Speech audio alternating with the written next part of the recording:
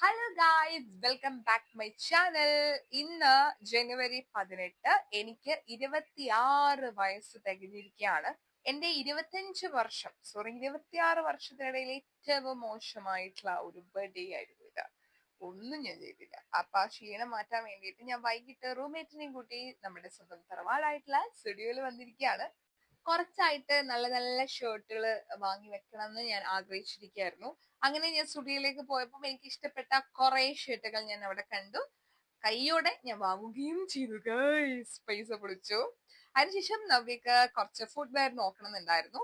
അപ്പൊ അതിനാണ് അവള് മെയിനായിട്ട് കൂടെ വന്നത്. അങ്ങനെ ഞാൻ കുറച്ച് നോക്കിയപ്പം കുറച്ച് സെലക്ഷൻസേ ഉണ്ടായിരുന്നുള്ളൂ. എങ്കിൽ കൂടെ ഞങ്ങളെ ഇഷ്ടപ്പെട്ട ഒരെണ്ണം അങ്ങ് എടുത്തു ഗൈസ്. അതിനുശേഷം നെയിൽ പോളിഷ് വാങ്ങി.